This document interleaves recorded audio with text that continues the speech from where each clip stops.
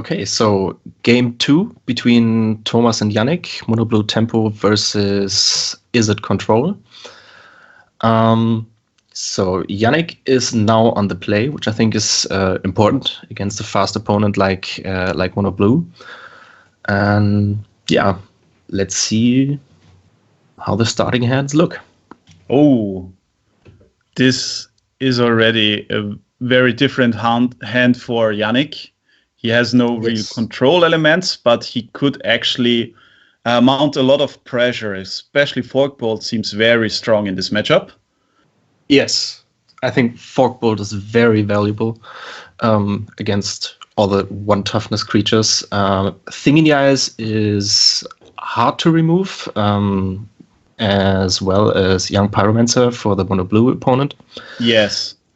Thing in the Eyes may be a very huge obstacle because as I can see the lists, only Dismember is the only clean answer and the rest would be bounce spells, which of course can do a lot against the ice counters on Finger in the Eyes.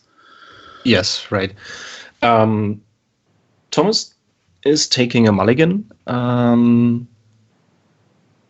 Yes, it seems a very good choice because he can only play 1 island, and even if he has 3 counter spells, Fort, a very rare inclusion in Highlander, does not work if you do not have 3 islands.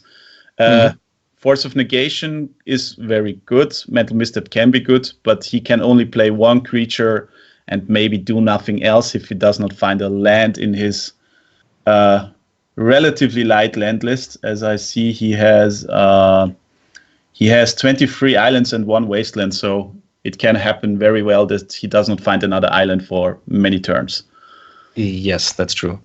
But I was thinking maybe it could be worth it to keep the 1 mana because Mental Misstep, Force of Negation are both free spells, and he was basically able to play all of his spells. But okay, this hand I think looks a lot better.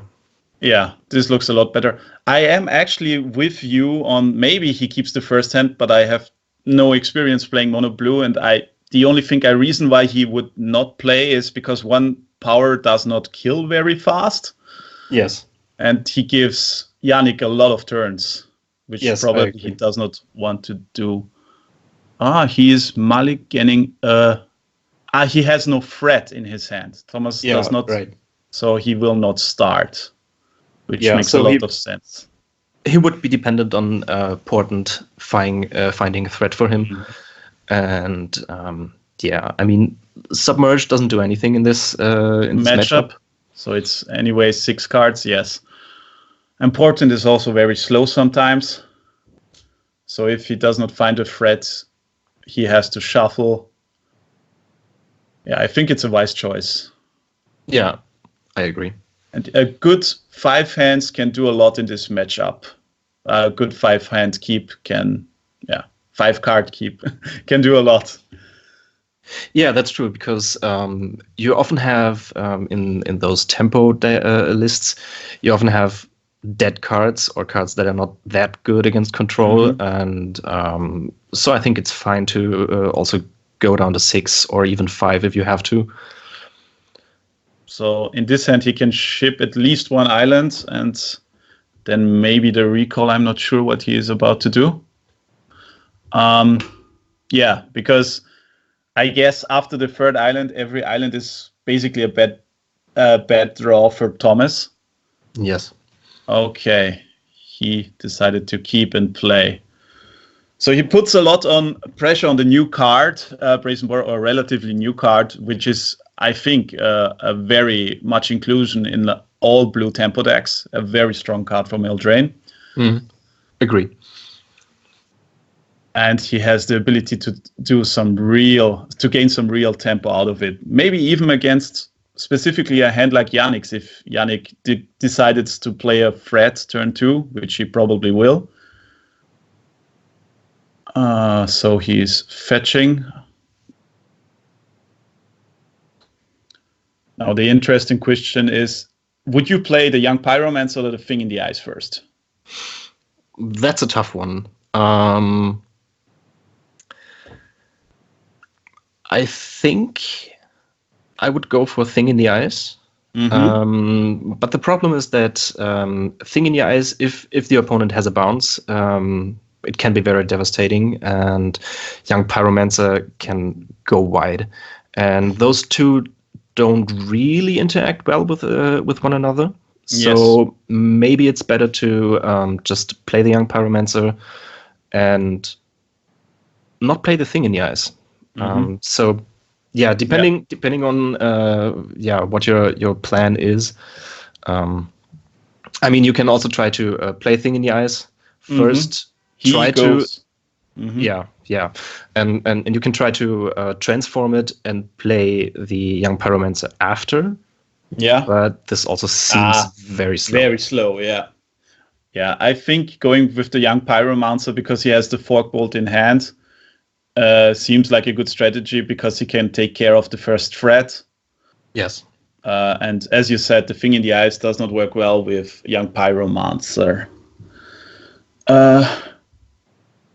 So Young Pyromancer again. The Standstill. Okay, he plays the Brazen Borrower main phase to ensure no counters, I guess. And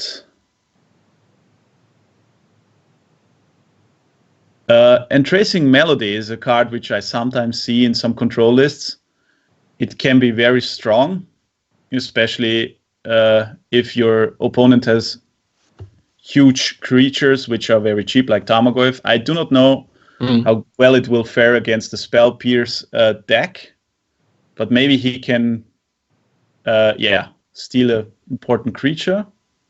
But now he decided to play out the Thing and Fork Bolt. Oh, very nice. The Mutagenic Growth grows the Brazen Borrower outside of the Fork Bolt's range. Yes, and here we can see how important or how powerful those free spells are. Yes, I very like the inclusion of all playable free spells by in Thomas's deck, which includes things like Gutshot and Mutagenic Growth. But even the Fort seems very good in his deck because he can just protect his threats. It's a very interesting list. I have never seen something like it, but I like it very much. Yes, I think Thomas's list is going in this. Yeah, I mean, it takes the tempo direction and takes it even further than other lists we have seen before. So this is packing really almost all free spells you can think of. Free spells I rarely see in Highlander. Yes. We have. I don't know the name of the card now. It's an unsummon. Snapback. But you can play it for free if you Snapback. Snapback. It's the blue pitch spell where you can return. That's also a card I like very much in lists like this. He also has normal snap where he can untap to lens. Right. But he plays really every good card, even Submerge, which can be very matchup dependent. Yeah, and I think Submerge is pretty much is a very good choice in a unknown metagame or a wide metagame that you have in tournaments, because you can really expect your opponents to play green, and also green decks with bigger creatures seem to be somewhat problematic for the mono blue tempo. Very good draw for Yannick here, because the huge Brazen Borrower is pressuring hard is the Chain Lightning, which will be, of course, Mental Misstep, but now he has the ability to resolve the Misium Mortars on the Brazen Borrower if he decides to do so. Yeah.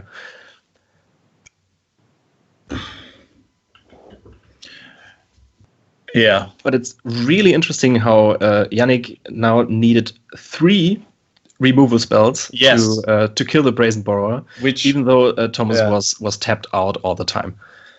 Interesting. It was really strong. The Mutagenic Growth did a lot of work there. Yes. Because the 2 life loss for Thomas is most of the time, I guess, very irrelevant. And yeah, having the Brazen Borrow is very important to him. So yes. Yannick, I mean, it's his only threat. So yes, Yannick seems to decide to go for the Volcanic, and maybe we'll be seeing the Mizio Mortar on the Brazen Borrow, because he can rule out things like Force of Negation and Force of Will from Thomas, because Thomas only has a counter spell on hand.